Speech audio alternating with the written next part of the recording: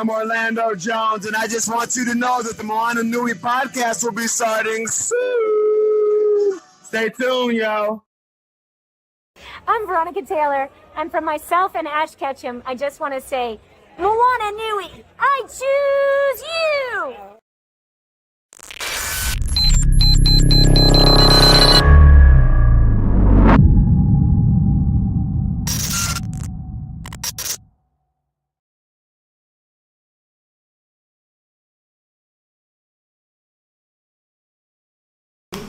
Okay, welcome to Moana Nui Podcast. I'm your guest, Alan Z. This is our special guest, Cree Summer.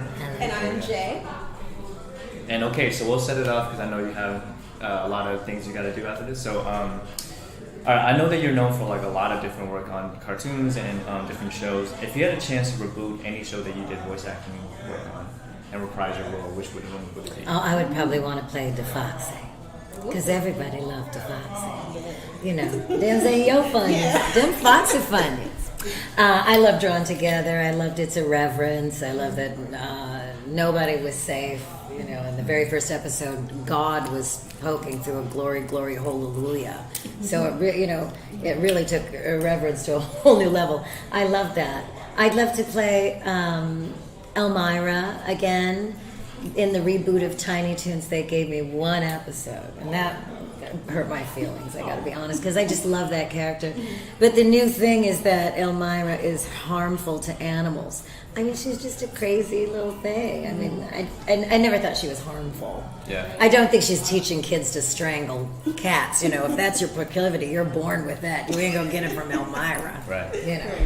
Right. Yeah. So I want to pivot to another passion you have, which I read was music. Yes. And I believe you said that your real passion is music, correct? Yes. So I know you released 2 albums, and they were kind of sparse in like the timeline of your discography. Yeah, it was a big space in between. So I was wondering, like, one, you know, would you consider releasing more music now? And 2, like, do you think, like, I don't know, because you had, you know, I'm guessing issues with just different majors and stuff. Yes, now it's that tough. I'm also an artist too, so I understand. You know how it is. Yeah, because you suck. Yeah. And you don't get any money.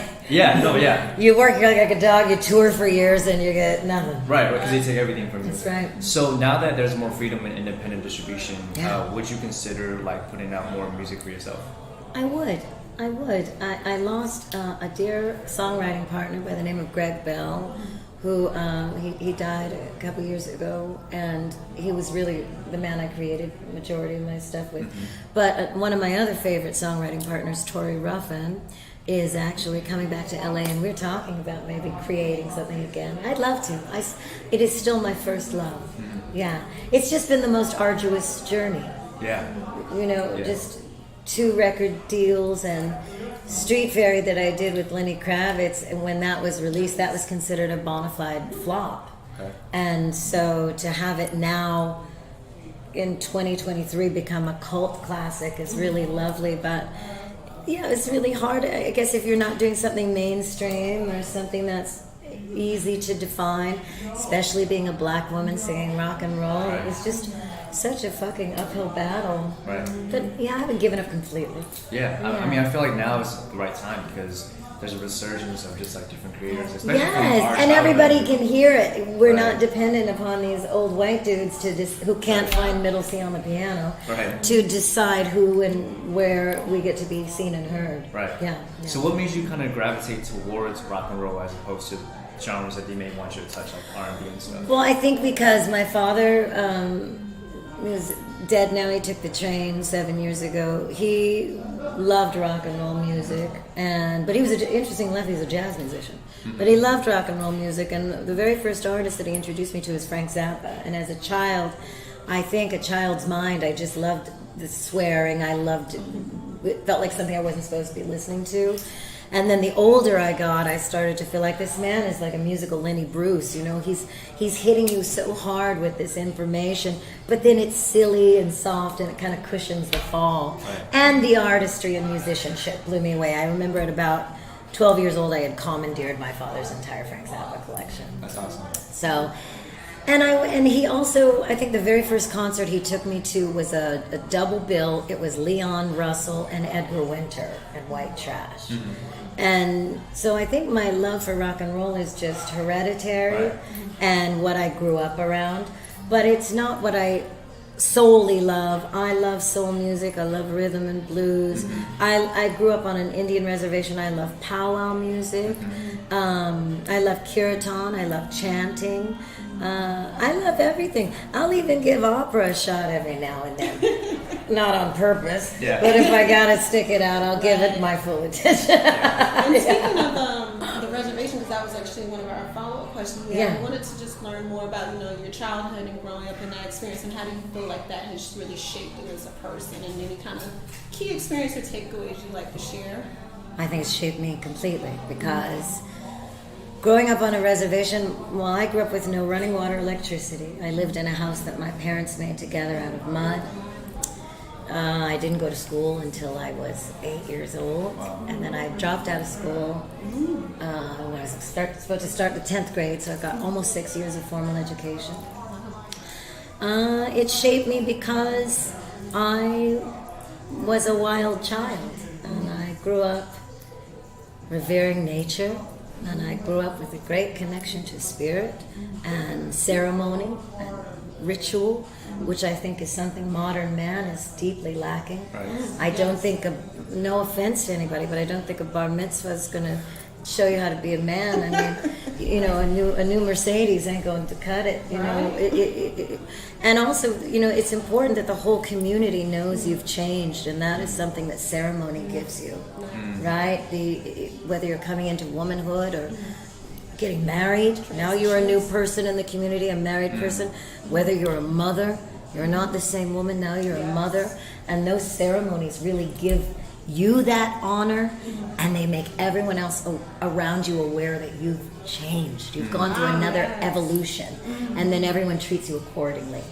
And that's what I love about reservation life. Beautiful. Yeah. And how have you seen it in even like your career, and just like taking some of that like concept and just like your origins almost, and how you've been able to translate that throughout your career? I've been so lucky. I mean, when I auditioned for Different World, for example, in the interview portion, after I'd auditioned doing the scene, I remember they did an interview, and then the next time I came back, the scene was Freddie, which was really me. And I had seen that they had really kind of fashioned this character around the conversation that we had had, and they decided to make her an activist, and that was fantastic. So speaking of activism, because I know you've always preached for representation in TV and film, what would you like to see in terms of what they put out on film and TV for like people of color? I just want to see, honestly, I'd like to see so much more behind the scenes. I'd like to see more black creatives, because that's what's going to get more representation on screen. And I'd like us to write our own stories and tell our own stories. And I'd like to see more Asian characters. And I would really like to see more indigenous characters, for the love of God. The First Nations are so invisible.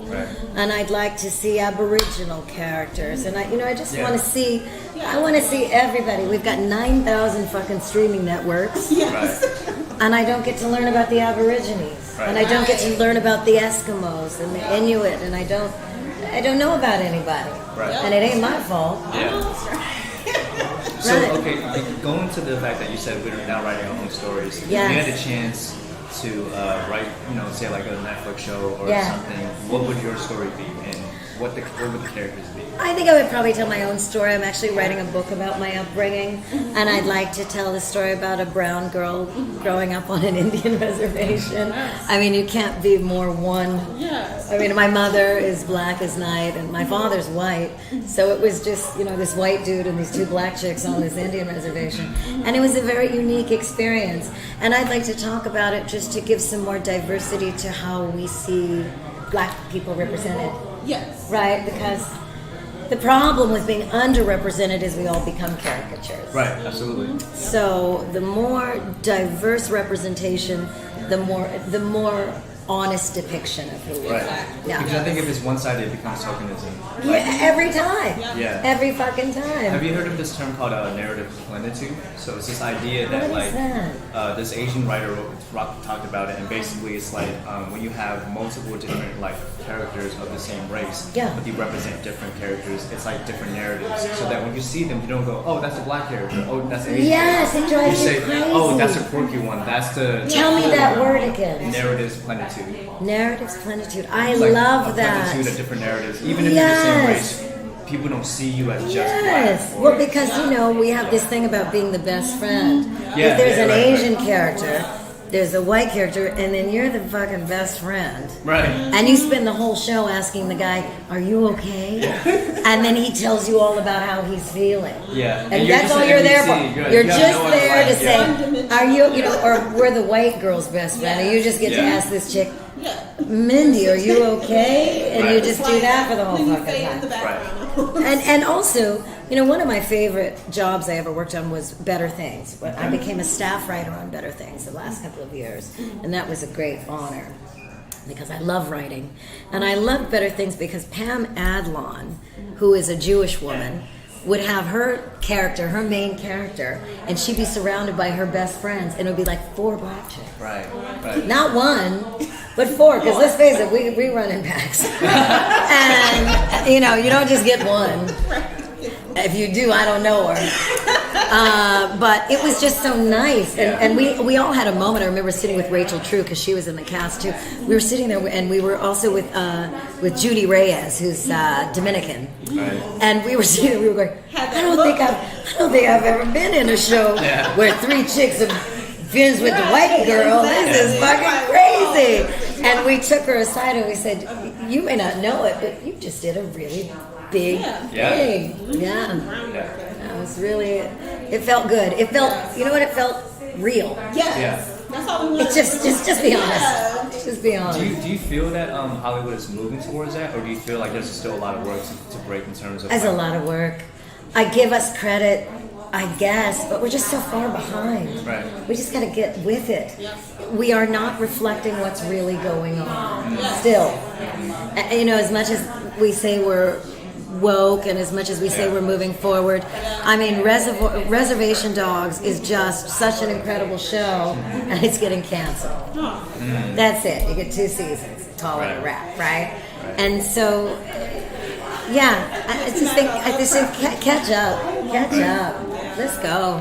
Is there any? I know you mentioned the book. Is there any other projects you would like to talk about or disclose? I'm not allowed to talk about. Well, that's good though. That means you're doing big things. I'm not allowed to talk about anything. I do have some exciting stuff coming up, though. Cool. That's I have some great stuff coming up. I've not only become a writer, but I've also becoming an animation director. Oh, cool. And there's some great stuff coming up in animation that I've been directing to.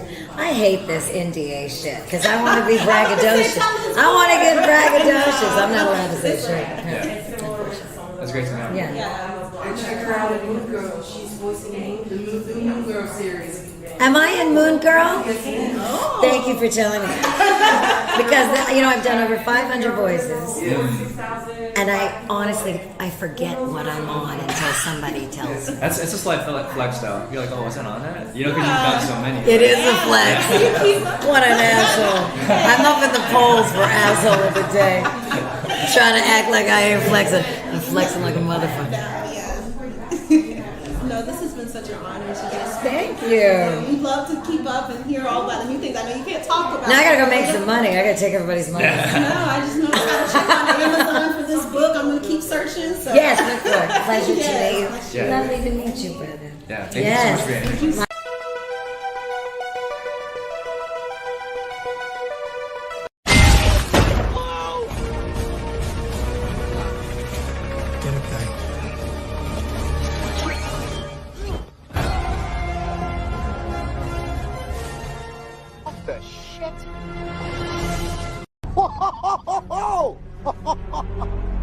Who is this? I don't know. He's glorious. I mean, he's just like you, but way better. Way better. Thank you. No, it's not a compliment. I wouldn't touch him if I were you, buddy. You don't think I should touch him. You don't mind this, do you? Because I'm your buddy, too. I think he's gonna hit you. He punches so hard, but yet his hands are so soft. Be strong. Okay. Hey, my name is Alan Z. And my name is Jay. We have a special guest. Adetokumboh M'Cormack. There you go. Do you want to start off or want me to start? Go ahead and get it started. So we're here at Moana Nui Podcast, and so we are an outlet that focuses on inclusion and diversity amongst indigenous and biopic. So we're excited to talk with you today and ask you a couple questions and pick your brain. So I know you've done a lot of like guest roles on TV. What would be like your top 2, top 3 favorites that you've done? And did you have any like fun on-set experiences you could share with us? Because I know you did 24, NCIS. Yes. That's such a tough question because, I mean, each role has a special place in my heart, as cliche as that sounds. But, you know, I'd probably say one of my first jobs was Lost. And for me, that was always like, it was such a great experience working with Adetokumboh, who is one of the greatest actors of our generation. And what I loved about him, he was like, mediocrity is not it's out of the question. We've got to be brilliant. He's like, we're representing Nigeria, we're representing Africa. So he really pushed me to be the best actor I could be in every single scene. In fact, sometimes the director would be like, cut, and he's like, no, we can go again, right, Ade? Let's go again. And so we just keep going and making sure this was like the best performance that we could give. So you mentioned, your Nigerian heritage. Like, have you done Nollywood before, or have you? I've not done Nollywood before, but actually originally I'm from Sierra Leone. I have a Nigerian. No, it's it's a common mistake. But brief history lesson: Sierra Leoneans are my tribe, my ethnic group, Creoles. We believe many of us were taken as slaves from Nigeria, specifically the Yoruba tribe. And when we went to the Americas, many of my ancestors actually fought in the Revolutionary War against the Americans on the side of the British. When they lost, unfortunately, or fortunately, it was actually a good thing because we got independence, right? Yeah. They were banished to Nova Scotia, and then from Nova Scotia went to Freetown, and we're like the founding fathers of the province of freedom, Freetown, Sierra Leone. But because we were like, how do we connect ourselves to Africa? A lot of us gave ourselves, or our parents gave us African names, specifically Yoruba names. Hence, my name's Adetokumbo. My other name's Frederick, but I have this random Irish last name, McCormack. And it was like, how did that happen? I'm like, blame slavery. Yeah. You know what I mean? But my new TV series, The German King, you can find out more information about it by going to angel.com/German King. It's a crowdfunded show. It's awesome, and it's about King Rudolf Douala Mangabell, who was a Cameroonian king who was raised in Germany, who fights back against German imperialism during the First World War. Epic true story, something I never learned about when I was in school. I went to private English school, and they taught us about how great colonialism was. And now doing research, I'm like, wait a minute, you had concentration camps, you killed 17 million people in the Congo, you killed hundreds of thousands of people in the Nam and Herero, what is now known as Namibia. So you started seeing all the horrors of imperialism. And so I learned all this over the last few years. And I said it's important to tell the story of the people who rose up against imperialism, rose up against injustice, and who really just are the reason why we have our freedoms in Africa today. So I did the story. So we've actually been reaching out to to answer your question, a lot of Nollywood stars who've been like, we didn't know this history existed too, but let's all work together. Like, my whole thing is about Pan-Africanism. Pan-Africanism on the continent, but also Pan-Africanism including people in the diaspora, which includes African-American people, to show that we have a shared history. And it's just, so together we're stronger. So I'd say one of your biggest movies, as you know, is Blood Diamonds. Yes. And could you tell us a little bit more about working with Leonardo DiCaprio? Absolutely incredible. In fact, the first time I saw Leo, I come up after a scene, he was like really emotional, crying. He can snap out of things like that. But he comes up to me, he's like, I'm Leo. I was like, I know. I almost fainted. I was like, oh my God, you're the great Leonardo DiCaprio. Jeez, a phenomenal guy, phenomenal actor, so gracious. So that was an incredible experience. It was also heartbreaking because, it's a movie about my people and what happened in Sierra Leone. We had that 10-year civil war. And, so doing the research about it, talking to family members who were deeply affected, physically, who had physical and emotional wounds as a result of the war, sort of like talking to them, I was like, oh, it made it that much more personal. And it was really difficult to snap out of. I mean, I worked on the film for a few weeks, but it took several months, I would say, to get out of that mindset of being this person who was responsible for, turning children into child soldiers and, committing all these atrocities which are unspeakable. But it was a powerful movie. I'm glad the message was out there. People got to know that we had that unfortunate 10-year civil war. I got to know about blood diamonds and how to just not participate in the sale of blood diamonds, and it raised so much awareness, and it was an incredible experience. Oh, okay. And I know you moved on to doing voice acting as well. So, as I mentioned before, Blood of Zeus. Yes. Could you tell us a little bit more about that experience? And do you have any more voice acting work coming up? So I can actually confirm Blood of Zeus season 2 is coming out pretty soon. So I can't tell exactly when, actually, because they didn't tell me when. Probably because I talk too much. But Blood of Zeus season 2 is going to come out, and it's going to be incredible. We had such a blast shooting it. Season 1 was great. Season 2 takes it to the next level. It's incredible. Yeah. I'm a big fan of that show, so awesome. I'm really excited for season 2. Thank you very much. And so my question for you, just kind of tying in just, your history, the different forms of media of education you're trying to get to peers, how do you relate it to like your experience with BlerDCon and this environment of different backgrounds meshing together, and then the different types of media and expression you see from the diaspora? Well, I love that you asked that question. So, looking at the latest project I'm doing, The German King, Rudolf Duella Mangabell, who was raised in Germany, was all about building bridges, connecting people. He talked a lot about his métissage, his mixed cultural identity. And that's what I'm seeing in BlerDCon. You're seeing black people, you're seeing white people, you're seeing gay people, you're seeing straight people, people who are historically marginalized, who have this common ground of just, basically comics and telling art and expressing themselves in a different way. And it's such a beautiful thing to see, and see this as this melting pot that I hope society can learn from and end up emulating. So we got one last question for you. I know you mentioned Pan-Africanism, and I wanted to reflect that onto your experiences in Hollywood. So what are some things you would like to see in terms of African roles in Hollywood? I would love to see less stereotypical roles, and because too often, this is the reason why I became a writer and a director and producer. Bertolt Brecht actually says, art is not the mirror we hold up to society, it's a hammer we use to shape it. And so I want to use my artistry to shape society in different ways so that we can see Africans specifically as dignified, powerful people, who are educated people, people who are descended from kings and queens. And that's what I want to start seeing coming out of the continent. Awesome. Thank you so much for your time. Thank you very much. Thank you. You can follow me at Adetokumboh, so at Adetokumboh. It's a mouthful, I know, at Adetokumbo, and on Instagram at German King Series. And go to thegermanking.com for more information about the German King. Thank you so much. Thank you very much.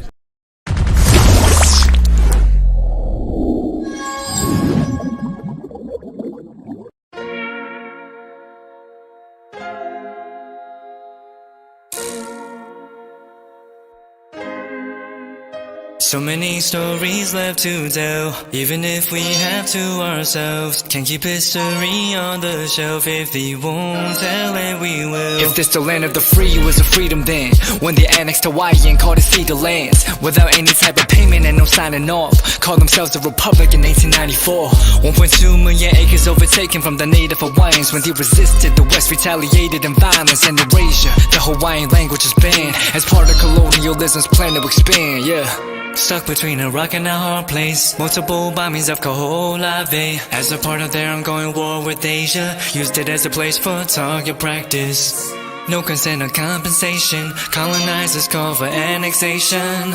No work out for all the locals. School will never let you know. So many stories left to tell, even if we have to ourselves. Can keep history on the shelf. If they won't tell it, we will. Too many stories left to tell, even if we have to ourselves. Can keep history on the shelf. If they won't tell it, we will. We will. So if we put Hawaii into perspective, well, Black and Asian history is interconnected. Considering the fight with the Pacific, then of course versus Asia, they was treated as a middleman for war, but didn't let the Western colorism run its course. Cause dark skin was a sign of dignity to core. The land was taken in the name of capitalism, when prior to it was an actual kingdom. Clap back at the system. Stuck between a rock and a hard place. Multiple bombings of Kaho'olawe as a part of their ongoing war with Asia. Used it as a place for target practice. No consent or compensation. Colonizers call for annexation. No work out for all the locals. School will never let you know. So many stories left to tell, even if we have to ourselves. Can keep history on the shelf. If they won't tell it, we will. Too many stories left to tell, even if we have to ourselves. Can keep history on the shelf. If they won't tell it, we will. will. So many stories left to tell, even if we have to ourselves. Can keep history on the shelf. If they won't tell it, we will. Too many stories left to tell, even if we have to ourselves. Can keep history on the shelf. If they won't tell it, we will. We will.